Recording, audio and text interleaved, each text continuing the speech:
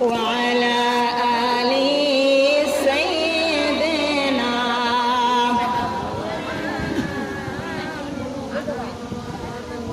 এই পৃথিবী যেমন আছে তেমনি পড়ে রবে,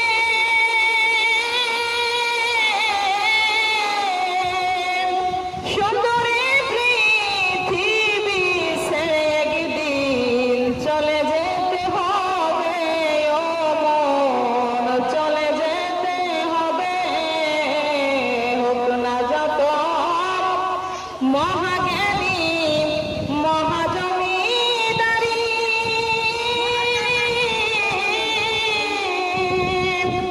এই পৃথিবীর অস্তিত্ব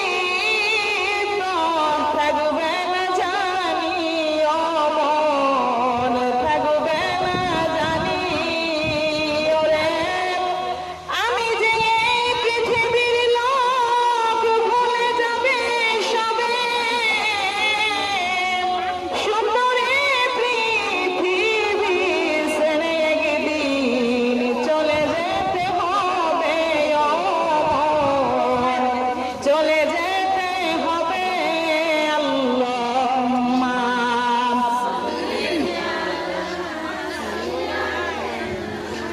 মাওলানা মুহাম্মদ ওয়া আলা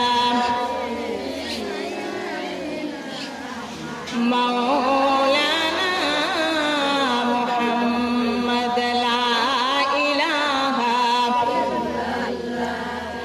لا إله لا إله لا إله إلا الله محمد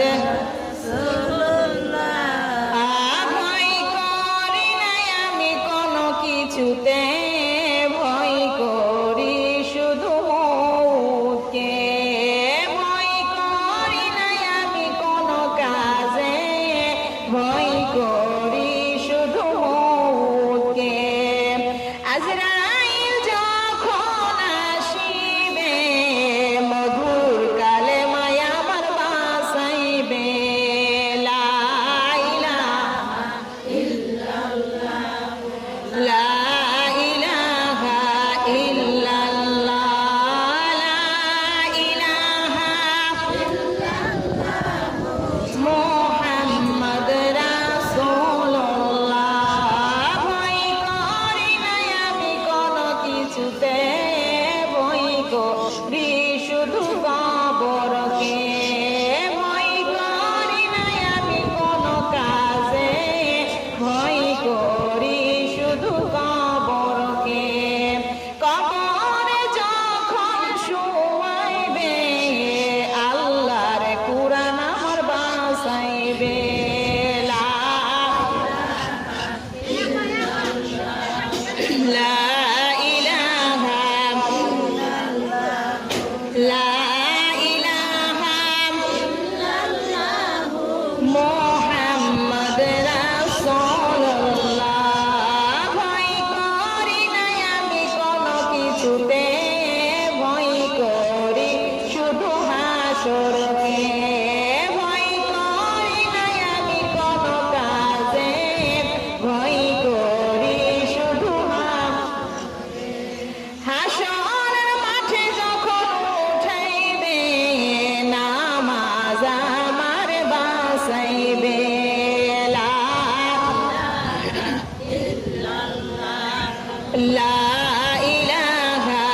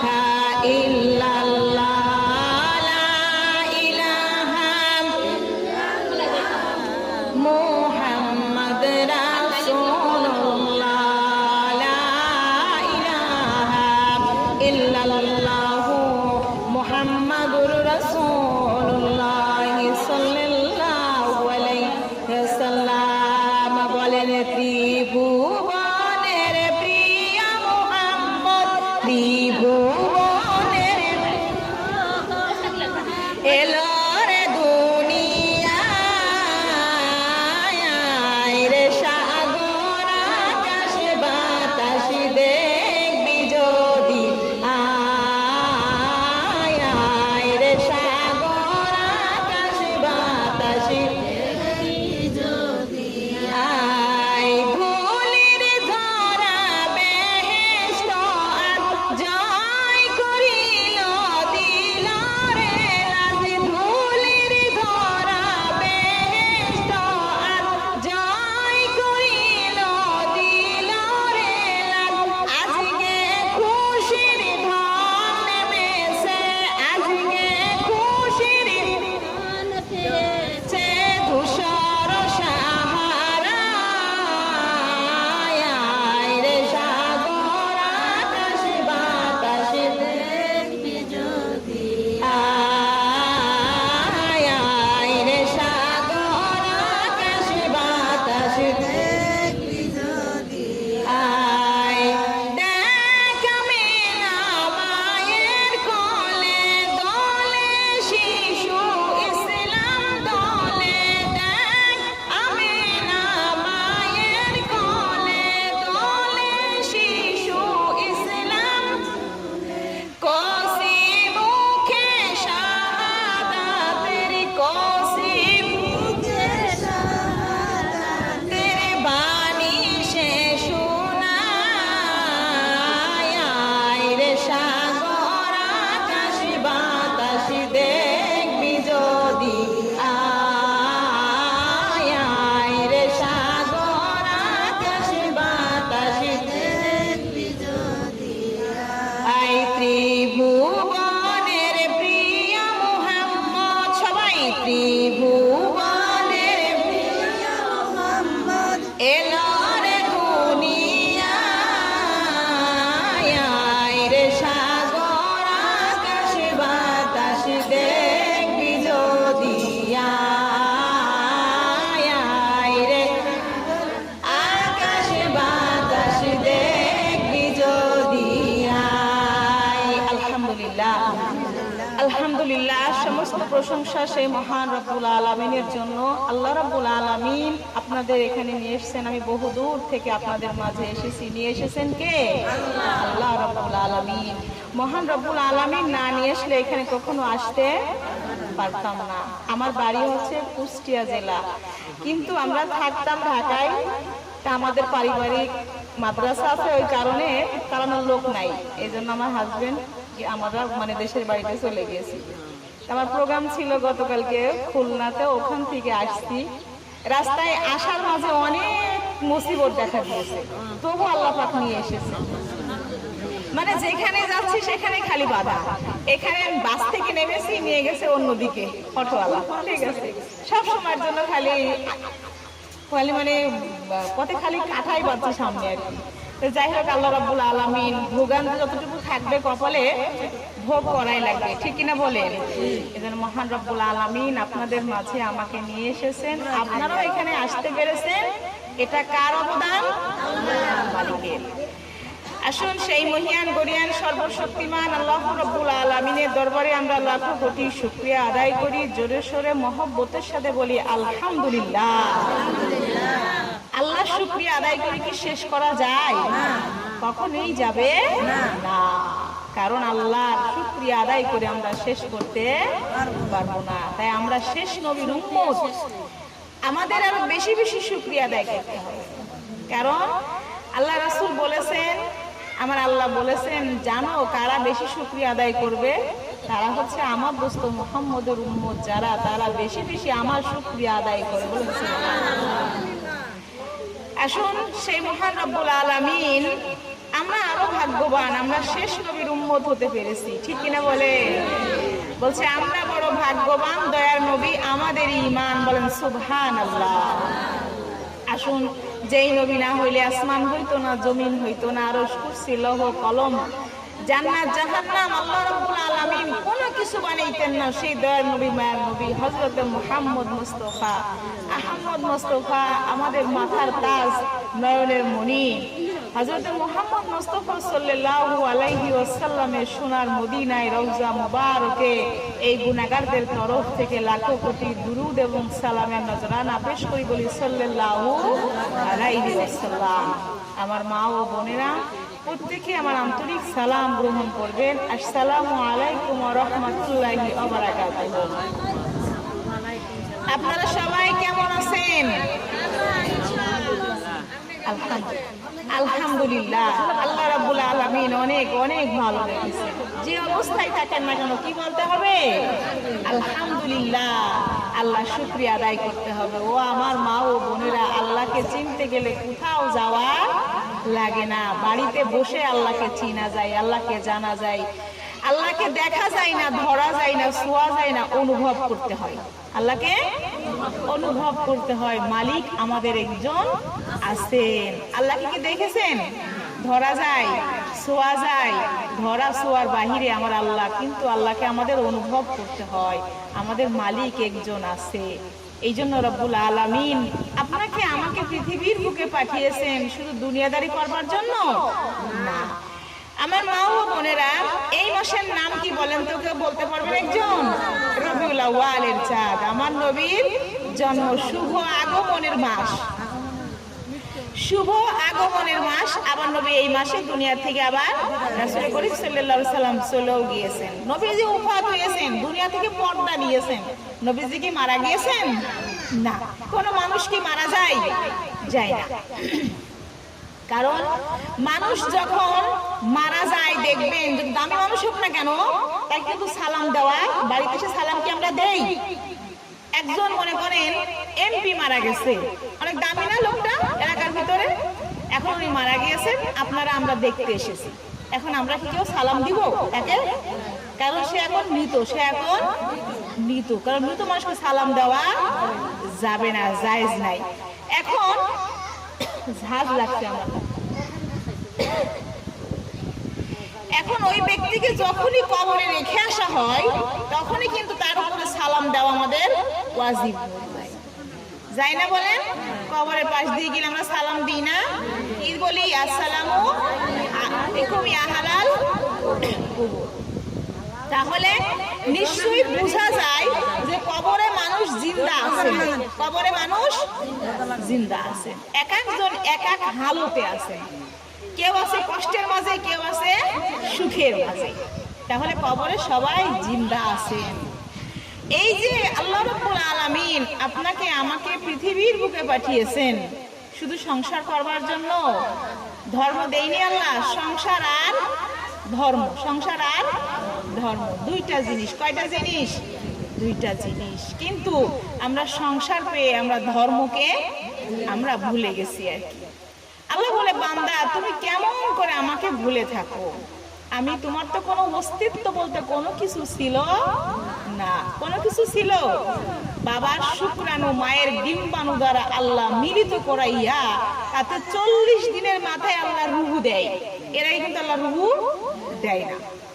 এই দুইটা মিলিত করার পরে 40 দিনের মাথায় আল্লাহ পাক রুহু দিয়ে দেন। আল্লাহ বলে, বান্দা তোমার তো কোনো অস্তিত্বই ছিল না, তুমি অস্তিত্ববিহীন ছিলে। আমি আল্লাহ তোমাকে আস্তে আস্তে তোমার মায়ের পেটে বড় করেছি। আমি আল্লাহ তোমাকে দুনিয়াতে নিয়ে এসেছি। কে নিয়ে এসেছেন? আল্লাহ রাব্বুল আলামিন। আমরা প্রত্যেকে ছিলাম রুহের জগতে। কোথায় ছিলাম? এই আলমে আরওয়াহ, রুহের জগৎ। ওই জগৎ থেকে আমরা আসলাম কোথায়? মায়ের পেটের জগতে, আলমে রেহমি। আলমে রেহমি, মায়ের পেটের জগৎ। কয়টা জগৎ গেল?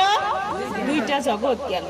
এখন আমরা আছি আলমে নাসুতি, দুনিয়ার জগতে। এখন কয় নাম্বার জগতে আছি আমরা? 3 নাম্বার জগতে আমরা আছি। এই জগৎ কি থাকার জায়গা? আচ্ছা বলেন তো, মায়ের পেট কি থাকার জায়গা? রুহের জগতে কি থাকতে পারবে? ওখান থেকে আসতে হয় মায়ের পেটের জগতে। ওই মায়ের পেটের জগৎ থেকে আসতে হবে দুনিয়ার জগতে। এই দুনিয়ার জগতে কিন্তু থাকা যাবে না, যেতে হবে কোথায়? আলমে বরজখ, অন্ধকার কবরের জগতে। কয়টা জগৎ গেল? চারটা গেল। এই কবর জগৎ কি থাকার জায়গা? থাকার জায়গা না, থাকার জায়গা কবর জগৎ নাই। ওখান থেকে যাওয়া লাগবে আলমে মাহশার, হাসরের ময়দান। কয়টা জগৎ গেল? এই পাঁচটা জগৎ পাড়ি দিয়ে হয় জান্নাত আর না হয় রাস্তা। কয়টা? দুইটা। ওয়াসিকাল লাযিনা তাকাউ রাব্বাহুম ইলাল জান্নাতি যুমারা। আল্লাহু আকবার। বলছেন এই পাঁচটা জগৎ পাড়ি দিয়ে আপনাকে হয় যেতে হবে জান্নাতে, না হয় জাহান্নামে। যারা মুমিন হয়ে কবরে যাবে, আমার আল্লাহ রাব্বুল আলামিন বলবে, ও আমার জান্নাতি ফেরেশতারা, যাও যাও আমার জান্নাতি বান্দাদেরকে তোমরা আদরের সঙ্গে জান্নাতের দিকে নিয়ে যাও। বলেন সুবহানাল্লাহ।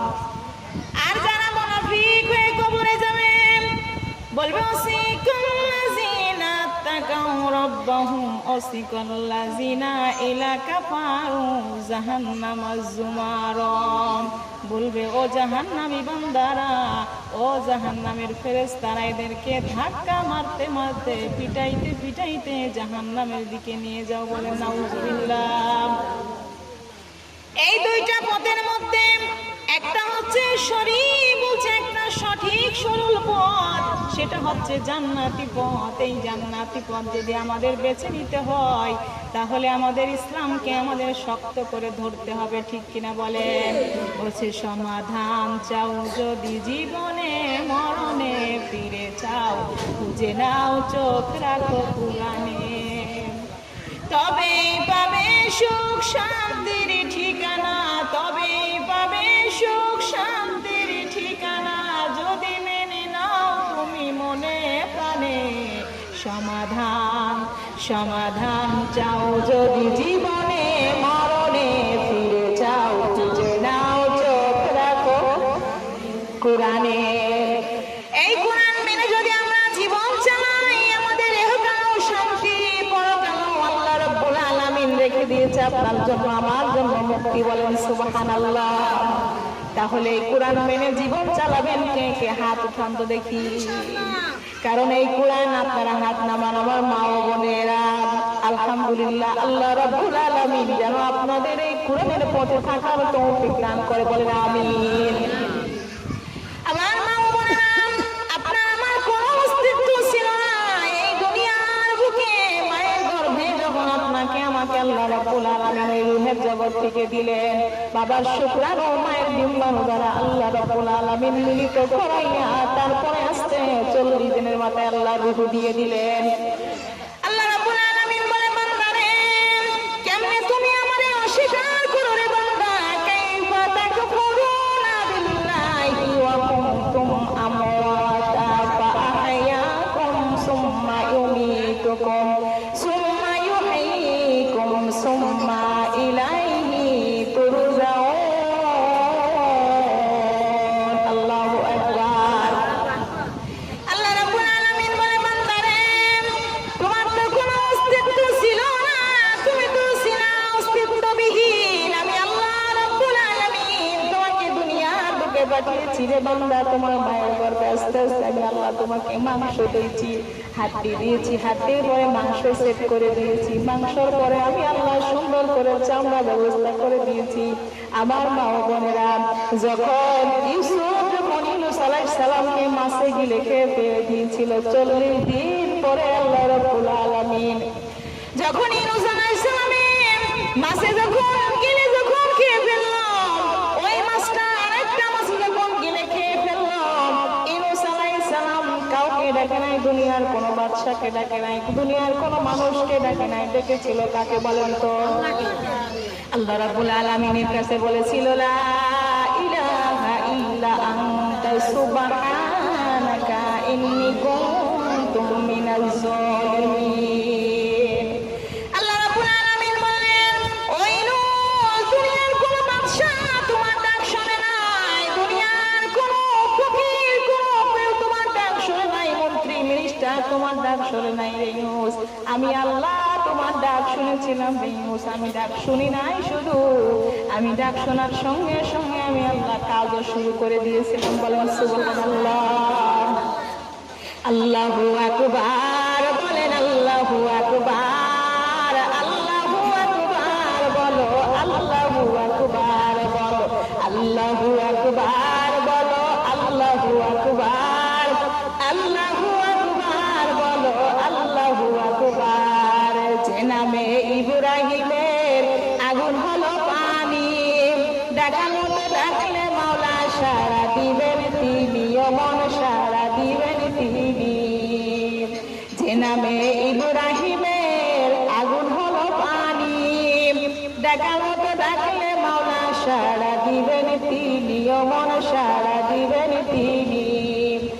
অমধুর নাম তিনিতে সুখ নেমে আসে, অমধুর নামে জাদু আছে, ও নামের তুলনা হবে না, হবে না, ও নামের তুলনা হবে না, হবে না, ও নামের তুলনা নাই নাই। এসো না আল্লাহর নাম গুণ গাই, এসো না মন প্রাণ জুড়াই। আল্লাহু আকবার বলো, আল্লাহু আকবার, আল্লাহু আকবার বলো। সবাই বলেন আল্লাহু আকবার বলো, আল্লাহু আকবার, আল্লাহু আকবার বলো, আল্লাহু আকবার। আল্লাহুম্মা সবাই খুশি পড়েন। মাওলানা মুহাম্মদ ওয়া আলা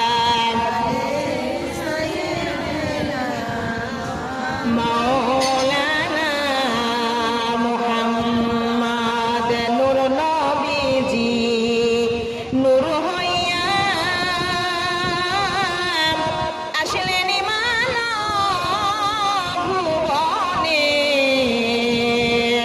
তাই তো তাহার পড়ে না ছায়া চাঁদ সূরজের আলোতে। আল্লাহুম্মা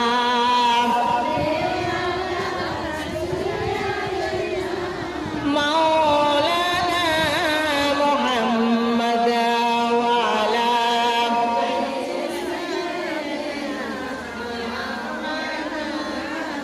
মুহাম্মদ। আল্লাহ রাব্বুল আলামিন বলে, ইউনূস রে, আমি আল্লাহ তোমার ডাকে সাড়া দিয়ে আমি আল্লাহ কাজ শুরু করে দিয়েছিলাম। ইউনূস আলাইহিস সালাম, আমি ওই মাছের পেটে বেঁধে বেদনা সৃষ্টি করে দিলাম।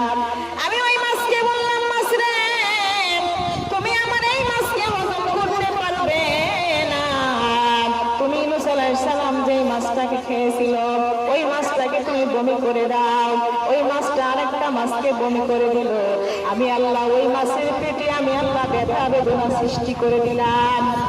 এরে ইউনূস, আমি ওই মাছকে হুকুম করে দিলাম, আমার ইউনূস আলাইহিস সালামকে হজম করতে পারবি না, আমার ইউনূস আলাইহিস সালামকে তুই খেতে পারবি না। আমি আল্লাহ রাব্বুল আলামিন ওর পেটে ব্যথা বেদনা সৃষ্টি করে দিলাম। ওই মাছকে তখন মনে মনে ওই মাছ চিন্তা করলো আমাকে বমি করতে হবে। আমি আল্লাহ মাছের মাথার মধ্যে আমি আল্লাহ বুদ্ধি দিয়ে দিলাম, মাছ রে, তুই পানির মধ্যে বমি করবি না। আমার ইউনূস 40 দিন মাছের পেটে থাকার কারণে দুর্বল হয়ে পড়েছে, আমার ইউনূস সাঁতরাতে পারবে না। ওই মাছের মাথায় বুদ্ধি দিয়ে দিলাম, মাছ রে, তুমি শুকনা জায়গায় যাইয়া বালির উপরে আমার ইউনূসকে বমি করে দিয়ে আসো। ওই মাছ আস্তে আস্তে আস্তে আস্তে কিনারের মধ্যে এসে আমার ইউনূস আলাইহিস সালামকে বমি করে দিয়ে চলে গেল। বলেন সুবহানাল্লাহ। আমি আল্লাহ রাব্বুল আলামিন ওই বালুর উপরে একটা লাউ গাছ বানিয়ে দিলাম। লাউ গাছের বান আমি আল্লাহ তৈরি করে দিলাম। লাউ গাছের নিচে দেখবেন অনেক ঠান্ডা হয়।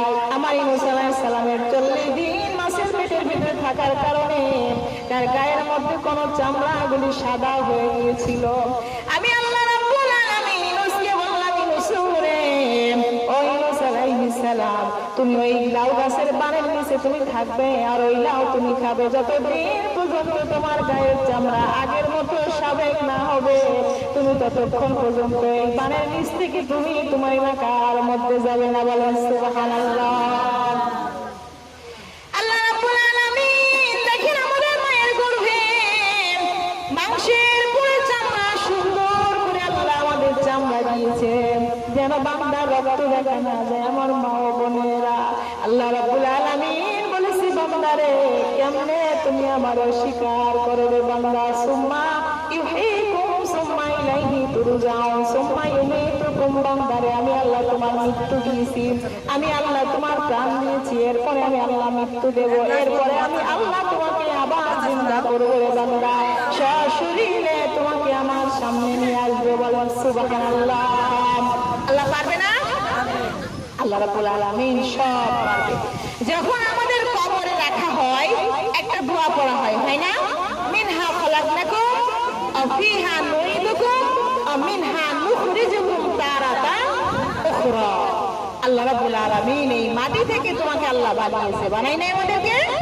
এই মাটি থেকে আল্লাহ আমাদের বানিয়েছে, এই মাটি থেকে আল্লাহ মাটিতে আমাদের আবার যেতে হবে, এই মাটি থেকেই পুনরায় আল্লাহ রাব্বুল আলামিন আমাদের আবার জিন্দা করবে, শরীরে আল্লাহর সামনে যাওয়া লাগবে। যাওয়া লাগবে কিনা বলেন তো?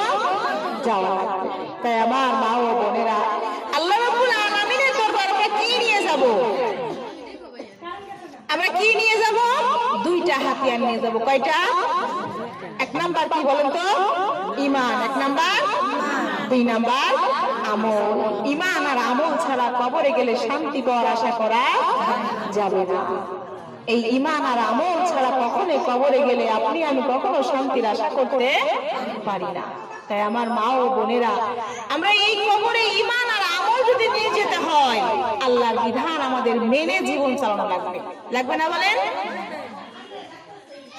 আল্লাহ রাব্বুল আলামিন আমাদের ইসলামের বিধানে 5 ওয়াক্ত নামাজ আল্লাহ কোরআনের ভিতরে আমাদের জন্য কি করে দিয়েছেন? ফরজ করেছেন। কি করেছেন? কথা বলুন আমার সাথে সবাই, তাহলে ভালো লাগবে। 5 ওয়াক্ত নামাজ আল্লাহ রাব্বুল আলামিন আপনার উপরে, আমার উপরে, আমাদের উপরে, বান্দার উপরে আল্লাহ ফরজ করেছেন। এখন এই নামাজ যদি আমরা না পড়ে কবরে যাই, আসসালাতু মিফতাহুল জান্নাহ, নামাজ জান্নাতের চাবি। এখন যদি আপনি আমি এই জান্নাতের চাবি যদি না নিয়ে যাই, তাহলে কবরে গেলে কি শান্তি পাওয়া আশা করা যাবে? যাবে না। এই নামাজ আমাদের জান্নাতের চাবি। এই জন্য আল্লাহ রাব্বুল আলামিন নিজে বলেছেন, ইন্নাস সালাতা তানহা আনিল ফাহশাই ওয়াল মুনকার। নামাজ এমন একটি ইবাদত, যে ইবাদতটি মানুষকে খারাপ পথ থেকে ভালো দিকে ফিরিয়ে নিয়ে আসে। বলেন সুবহানাল্লাহ। আমার মা ও বোনেরা, এই নামাজ কত গুরুত্বপূর্ণ। নবীজির সাহাবী আব্দুল্লাহ বিন আনসারী, আপনারা হয়তো শুনেছেন আমার মা ও বোনেরা, নবীজির একজন অত্যন্ত ভালো একজন সাহাবী ছিল, তার নাম ছিল আব্দুল্লাহ বিন আনসারী। এই আব্দুল্লাহ বিন আনসারী সবার শেষে মসজিদে ঢুকতেন আর সবার আগে মসজিদ থেকে বাহির হয়ে আসতেন। এই আব্দুল্লাহ বিন আনসারী সবার শেষে মসজিদে ঢুকতেন, সবার আগে মসজিদ থেকে বাহির হয়ে আসতেন। বেশ কিছুদিন এমন করে লক্ষ্য করতেছেন সাহাবীরা, কেন সে সবার শেষে মসজিদে ঢোকেন, সবার আগে কেন মসজিদ থেকে সে বাহির হয়ে যায়। ওমর, উসমান নবীজির কাছে নামাজ হয়ে যাওয়ার পরে, নবী গো, আপনার একজন সাহাবী আব্দুল্লাহ বিন আনসারী, এত একজন ভালো সাহাবী, ওগো নবীজি, সে কেন সবার শেষে মসজিদে ঢোকে, সবার আগে কেন মসজিদ থেকে বাহির হয়ে আসে? নবী বললেন, আব্দুল্লাহ বিন আনসারীর বাড়িতে চলো আমরা যাই, তার কি সমস্যা, আমরা চলো যাই একটু দেখে আসি। আমার নবীজি সাহাবীদের সামনে করে নিয়ে, সাথে করে নিয়ে আব্দুল্লাহ বিন আনসারীর বাড়ির দরজায় যে হাজির হয়ে গেছেন। যাওয়ার পরে নবী আমার সালাম দিয়েছেন, আব্দুল্লাহ বিন আনসারী সালামের জবাব দেই নাই। দ্বিতীয়বার সালাম দিয়েছেন, সালামের জবাব দেই নাই। তৃতীয়বার সালাম দিয়েছেন, সালামের জবাব দিয়ে বাহিরে বের হয়ে এসে বলে, ইয়া রাসূলুল্লাহ, ইয়া হাবিবাল্লাহ, ওগো আল্লাহর রাসূল, আমি অত্যন্ত গরীব, আপনি জানেন গো নবীজি, আমার বাড়িতে তেমন কিছু নাই বসতে দেওয়ার মতো গো নবীজি। ও আমার মা বোনেরা, সবচাইতে মনের আমিত্বটাকে নষ্ট করতে হবে। আপনি নিজেকে যদি অনেক দামি মনে করেন, আপনার কোন ইবাদতই আল্লাহর দরবারে কখনো কবুল হবে না। হবে কি না? হবে না। সব সময় নিজেকে ছোট মনে করতে হবে। আমার মা ও বোনেরা, আপনাদের দোয়ায় আমার হাজবেন্ড একজন আলেম মুফতি সাহেব, আমরা স্বামী স্ত্রী দুইজনা ইন্ডিয়াতে প্রোগ্রাম করি আর কি, একই জায়গায় প্রোগ্রাম থাকে। এখানে তো মানুষই নাই, আর 10,000 মহিলা নিয়ে প্রোগ্রাম করি।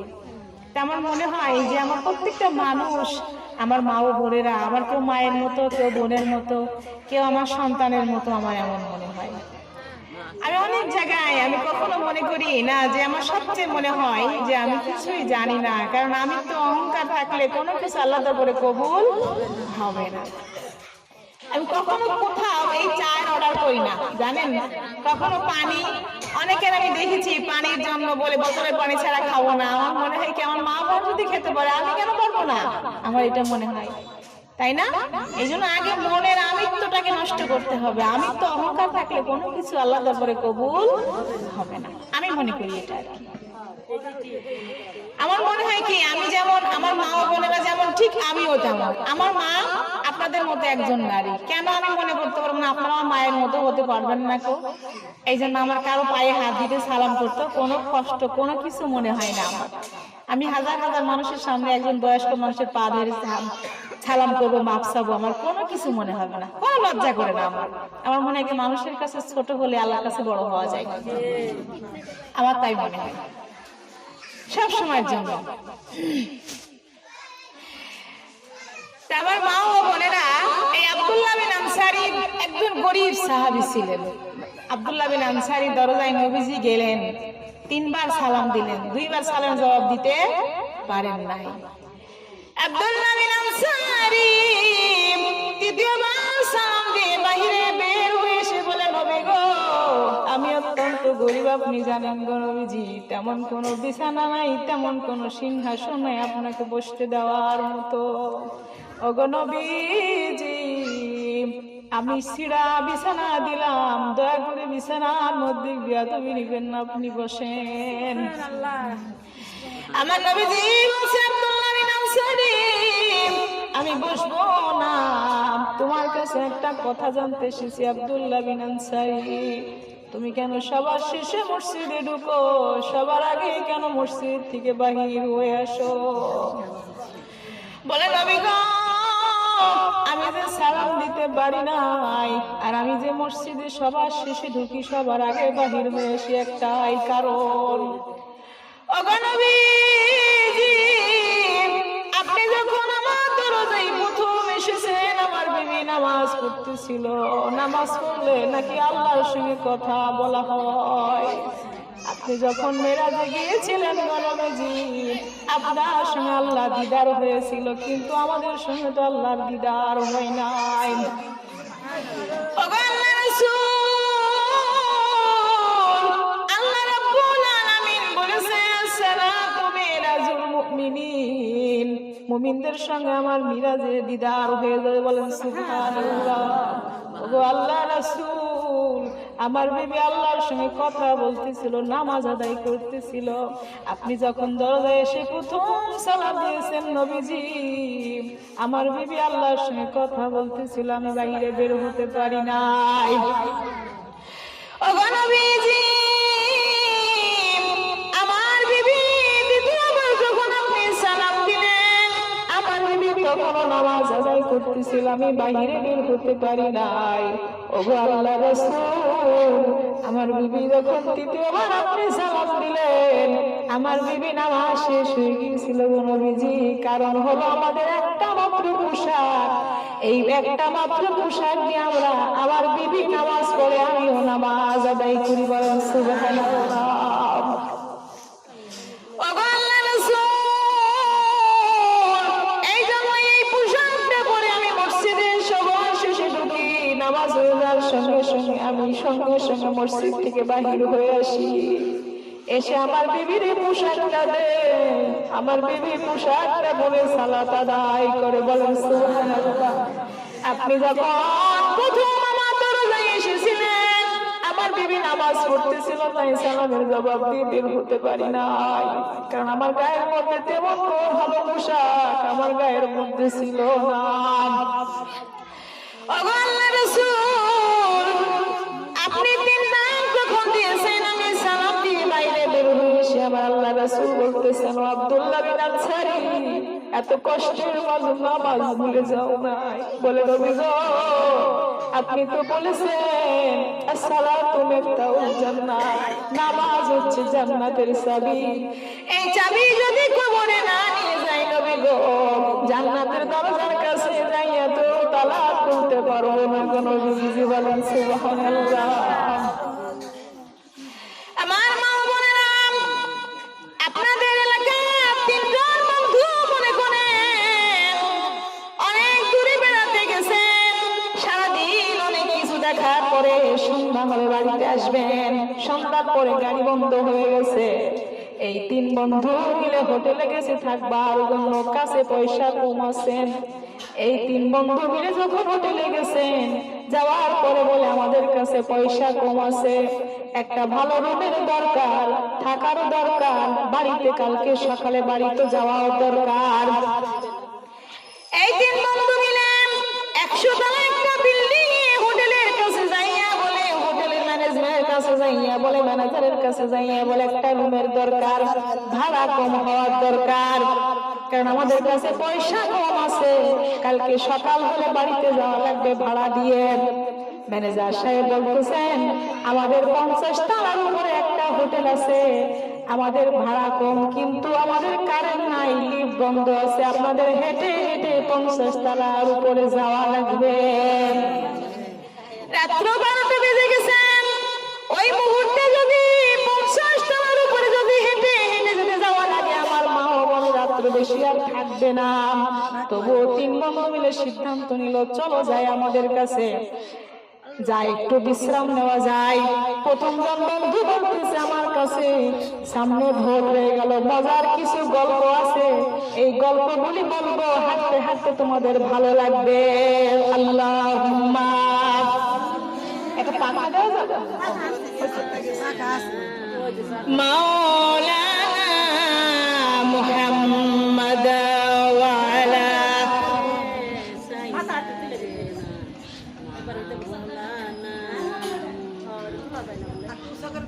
আল্লাহুম্মা। আপনারা সবাই দুরূদ শরীফ পড়ছেন না? আমার দুরূদ শরীফ পড়ে তৃপ্তি হচ্ছে না।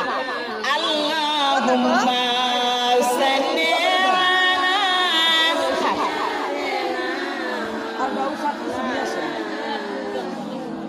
ওয়া আলা আলি সাইয়্যিদিনা। ও মদিনার বুলবুলি, তোমায় আমরা কেমনে ভুলি, ও মদিনার বুলবুলি, তোমায় আমরা কেমনে ভুলি। রাত কাটে আর দিন কাটে, রাত কাটে আর দিন কাটে, তোর বেদনার ফুল তুলি, তোমায় কেমনে রই ভুলি। আল্লাহুম্মা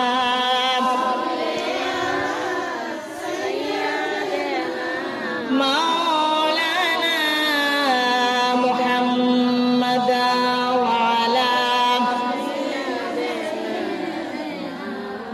মাওলানা।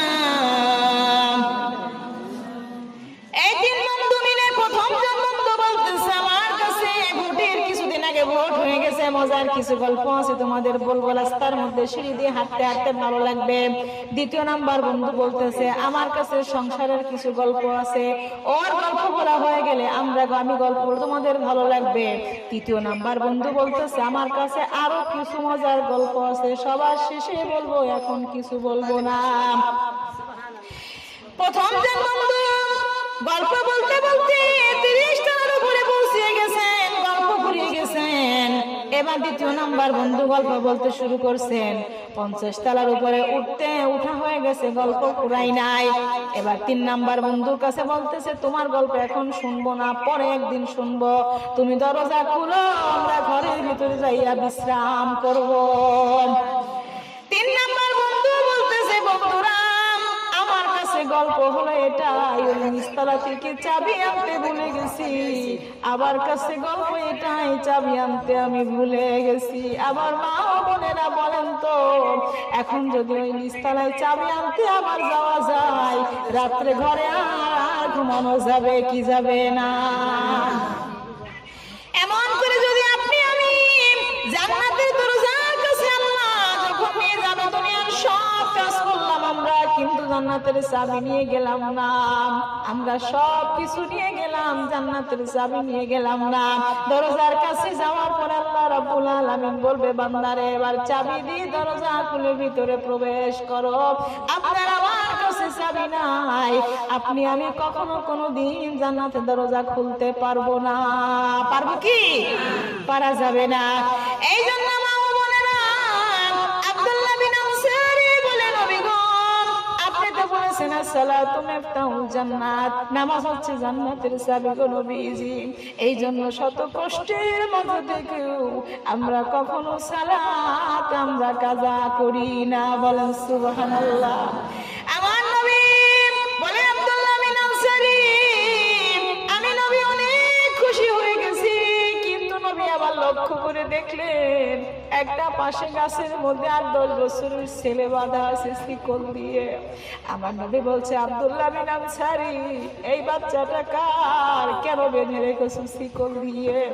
বলে, নবীজি গো এই ছেলেটি হচ্ছে আমার ছেলে গো নবীজি। বলে, তাহলে কেন শিকল দিয়ে বেঁধে রেখেছো? বলে, নবী গো দেখেন পাশে একজন ইহুদির খেজুরের বাগান আছে।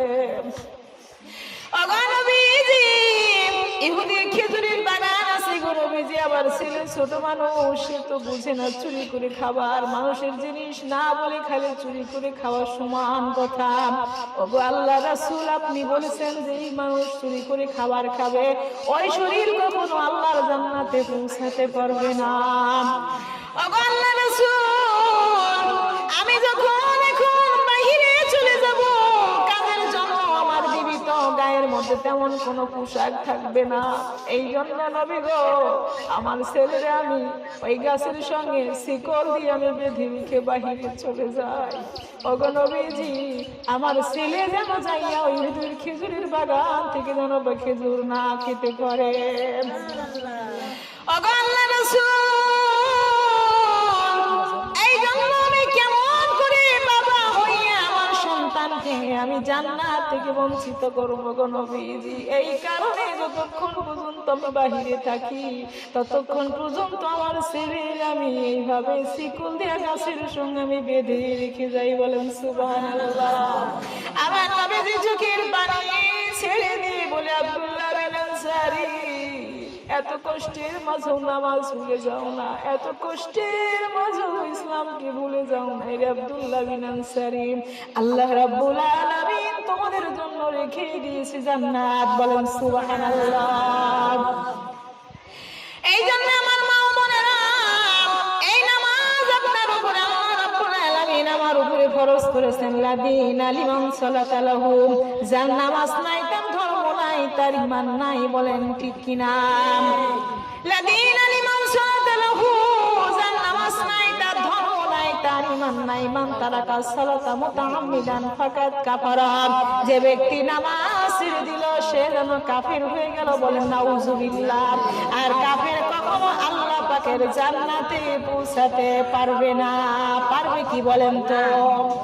এই জন্য আমার মা ও বোনেরা, আমরা এক ওয়াক্ত নামাজ ইচ্ছা করে কেউ আমরা ছেড়ে দেব না। এক ওয়াক্ত নামাজ যদি আমরা ইচ্ছা করে ছেড়ে দেই 2,88,00,000 বছর জাহান্নামের আগুনে জ্বলিতে হয়। বলেন নাউযুবিল্লাহ।